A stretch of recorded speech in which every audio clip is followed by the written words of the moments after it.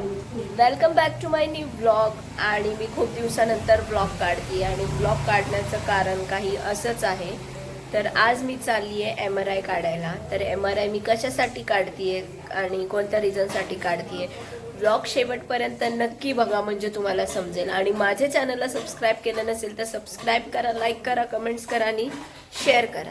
झालं 2-3 दिवस झालं कंटिन्यू पाऊस चालू आहे, खूप म्हणजे खूप. तुमच्या इथे पण असाच पाऊस चालू आहे का मला नक्की कमेंटमध्ये सांगा.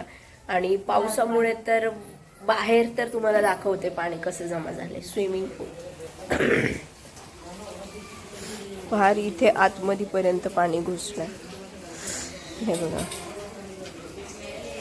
पूर्ण असं पाणी झालंय पूर्ण रोडवर.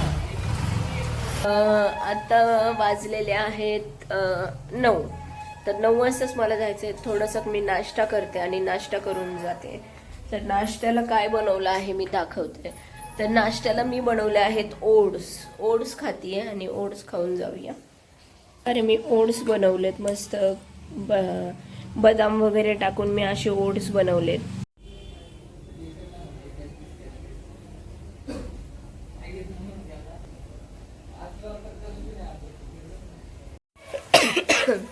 तर आता आम्ही MRI करून आलो आहे. MRIचा रिपोर्ट मिळालेला आहे. फक्त जे फोटो मिळतात ते फोटो मिळाले आणि जो रिपोर्ट आहे तो आम्हाला 4 तासांनी मिळणार आहे.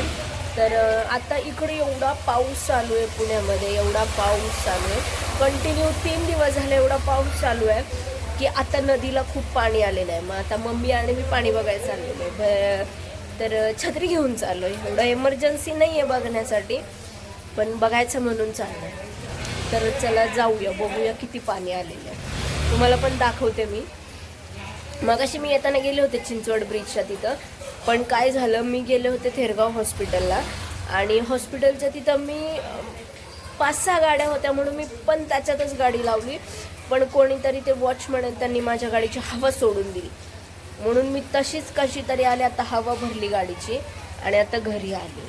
असा राग तर आला होता ना, पण मग मी बोलली जाऊ दे आता नेक्स्ट टाइम. म्हटलं तिथंच गाडी लावणार आणि बघणार कोण हवा सोडतंय म्हणून. तर आता जाते आणि बघूया किती पाणी आलंय. मम्मी चल, मी आली आहे पाणी बघायला. तर मागं बघू शकताय भरपूर सारे लोक इकडे थांबून लोक पाणी बघतायत, काही तिकडे थांबलेले पाणी बघा. तू बघू शकताय, हे बघा लोकांचे घरं गेलेत पाण्यात काही जणांचे. बापरे, हे बघा केवढं पाणी आलंय. बापरे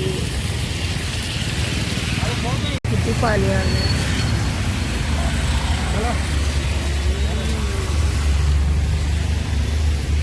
फार सगळीकडला कचरा धुवून घेऊन चाललाय काळेवाडीचा.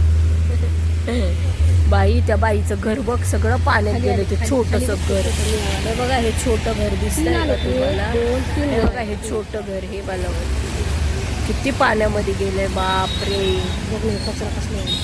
कचरा तर बघ कसला डेंजर चाललाय. बा वेग आहे पण पाण्याचं, कसलं वेगात पाणी पडायचं. बघ ना कसलं कचरा आहे. बापरे, एवढं सारं पाणी आलंय. लोक आम्ही आलो पिंपरीच्या पुलावर. मोबाईल भिजतोय काय, मला पका वाटला की आता काहीतरी जातंय का. पूर्ण गार्डन मध्ये पाणी शिरलेलं आहे. बघताय, इथे होत्या 7-8 पायऱ्या, ते सोडून माझा रील्स बघा तुम्ही. इथली रील्स आहे, हे पूर्ण जे दाखवले अशी गॅलरी टाईप, तिथं पूर्ण गार्डन मध्ये पाणी शिरलेलं आहे. बापरे, हे बघा केवढं पाणी झालेलं आहे. Oh my God. लाईट गेलेली आहे आणि अजून पण पाऊस चालू झालाय, म्हणजे पाऊसच येतोय. मी घरी आले आणि तुम्ही पाऊस बघू शकताय केवढा आहे. बघा केवढा आलेला आहे. खूप खूप खूप पाऊस आलाय, खूप खूप. हे बघा एवढा पाऊस आहे.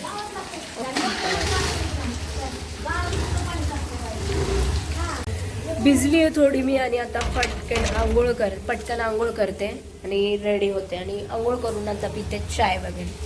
तर हॉस्पिटलमुळे मी जिमला जाणं वगैरे सोडलं आहे. तर आता 3 आठवडे रेस्ट करायचं आणि 3 आठवडे रेस्ट केल्यानंतर जिमला जाणार आहे. आता रिपोर्ट आलेला आहे. आता आंघोळ करून मारूया आपण गप्पा. तर असं काही माझ्या पायाला झालेलं आहे. दाखवलं पायाचं. तर मला डॉक्टरनी वॉकरवरच चालायला सांगितलंय आणि वॉकरशिवाय चालायचं नाही, खाली उतरायचं नाही आणि पाय पण हा स्ट्रेट ठेवायला सांगितलेला आहे. तर पायाला काय झालंय बघा, पाय पण असं स्ट्रेट ठेवायला सांगितलं आणि चालताना पण मला वॉकरवरच चालायचंय. आधी फरशीवर पडली होती, तर नॉर्मली मला सर्दी झाली आहे थोडी आत्ता. तर नॉर्मली तेव्हा मला काही पेन झालं नाही आणि नंतर मग मला आत्ता मी जिम वगैरे करत होते, तर मग मला तिथं गुडघा माझा दुखायला लागला. मग त्याच्यासाठी आम्ही हॉस्पिटलमध्ये गेलो, प्रायव्हेटमध्ये गेलो. त्यांनी माझ्या नीमध्ये इंजेक्शन दिलं. तर इंजेक्शन देऊनसुद्धा माझं ते पेन कमी होत नव्हतं. ते म्हणले दुखणार इंजेक्शन दिल्यावर पण 4-5 दिवस. तर आम्ही 4-5 दिवस होऊन वर झाले होते, मग त्यामुळं तरी ते दुखत होतं. मग आम्ही विचार केला, मम्मीनी म्हटली आपण एकदा सरकारी हॉस्पिटलमध्ये जाऊन येऊया. तर आम्ही जो प्रायव्हेट हॉस्पिटलमध्ये एक्सरे काढला होता तोच आम्ही सरकारीमध्ये दाखवला. तर त्यांनी आम्हाला सांगितलं की माझं जे बोन आहे त्याच्यावर थोडा मार लागलेला आहे आणि थोडी जी हड्डी असते ती थोडी अशी केसासारखी थोडं त्याला असं लाईटली स्क्रॅच झालेलं आहे. तर पूर्ण 3 वीक मला पाय असा ठेवायचा आहे आणि बिलकुल पण खाली पाय ठेवायचा नाही आणि वॉकरवरच चालायचं आहे, पाय खाली ठेवायचा नाही. लवकर बरं व्हायचं असेल तर डॉक्टरनी सांगितलं लवकर बरं व्हायचं असेल तर वॉकरनीच चालायचं. त्यासाठी मग आम्ही प्रायव्हेटवाल्याकडे गेलो, प्रायव्हेट हॉस्पिटलमध्ये, आणि त्यांना सांगितलं आम्ही की आम्हाला सरकारी हॉस्पिटलमध्ये असं सांगितलेलं आहे, तुम्ही असं काही सांगितलं नाही म्हणून तुम्ही इंजेक्शन दिलं त्याच्यामुळं पण राहिलं नाही. तर आम्ही त्यांना विचारायला गेलो. त्यांनी आम्हाला एक सजेशन दिलं की तुम्ही MRI करा म्हणून. MRIमध्ये सर्व खरं दिसून येईल, पण जे सरकारी हॉस्पिटल होते त्यांनी एक्सरेमध्येच बघून सांगितलं की असं असं आहे म्हणून. आम्ही MRIसुद्धा केला. मग आज माझा काल MRIचा रिपोर्ट आणला, त्या हॉस्पिटल बंद होता. आम्ही आज जाऊन आलो. आज गेल्यानंतर ते सांगतात की हो थोडासा मार लागलेला आहे गुडघ्याला आतमधल्या साईडने आणि बोन थोडं केसासारखं असं थोडंसं हे झालेलं आहे, क्रॅश असं लाईन आलेली आहे बोनला, थोडं असं लाईन झालेली. तर मग त्यांनी मला सजेशन दिलं तुम्ही प्लास्टर करा आणि प्लास्टरमध्ये होऊन जाईल. मी त्यांना विचारलं हा जो नी बेल्ट आहे आणि काय होणार नाही का. ते म्हणे तू काढून सारखं पाय हलवणार तर मग तुला परत दुखापत मग तुझं राहणार नाही, तू सारखं पाय हलवणार. मला बरं व्हायचं म्हटलं मी कशाला हलवणार पाय, बरोबर आहे ना. मग त्यांनी सांगितलं मला की तू पाय हलवशील तर मग प्लास्टर करून घे. मी विचारले प्लास्टरची अमाऊंट काय आहे. आपल्याकडे वॉटरप्रूफ प्लास्टर आहे म्हणे, तर पाणी लागलं तरी काय होणार नाही, प्लास्टर लावून तू हिंडू शकती, फिरू शकती, जॉबला जाऊ शकती असं सांगितलं. मी हो म्हटलं काही प्रॉब्लेम नाही. मग मी बाहेर येऊन प्लास्टरची अमाऊंट विचारली जे रिसेप्शनिस्ट असतात त्यांना. त्यांनी मला प्लास्टरची अमाऊंट सांगितली 13,000 रुपये.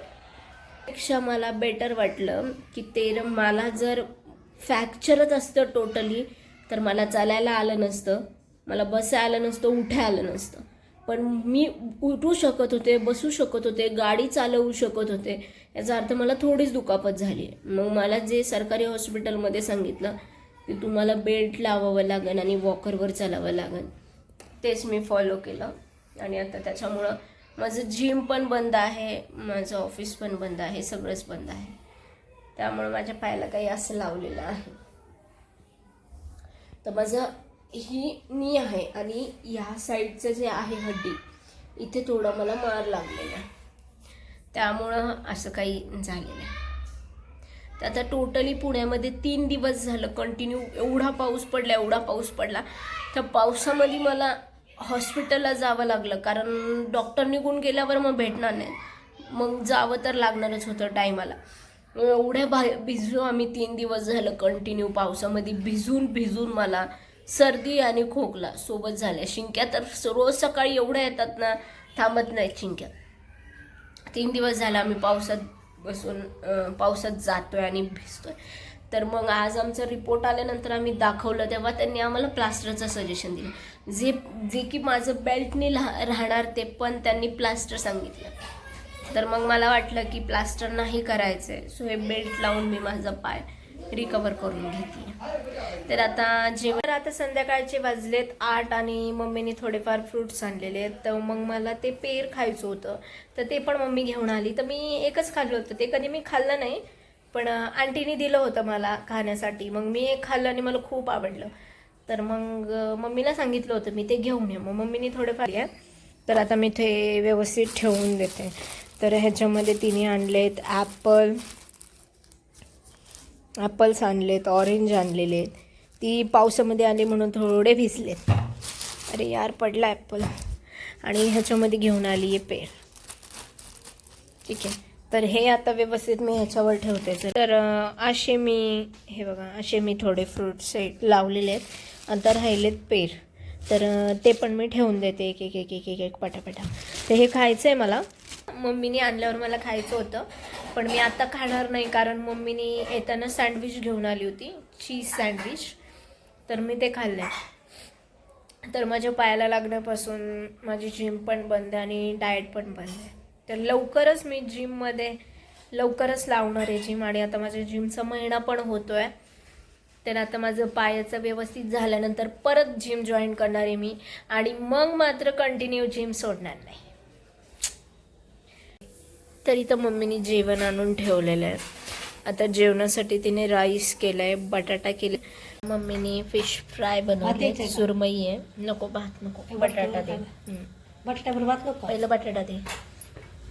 तर मम्मीने फिश फ्राय केले आणि इथे बटाटा बनवला.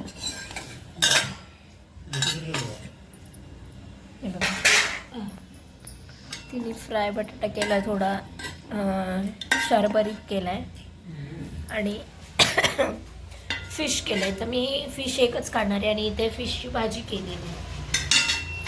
आणि भाजी मी खात नाही, तर मला फिश फ्राय, भारी फिश फ्राय लागत आहेत. तर तुम्हाला दाखवते. आतमध्ये पूर्ण मसाला गेला आहे, मस्त आहे बघा. खूप भारी असे फ्राय झाले. वाव.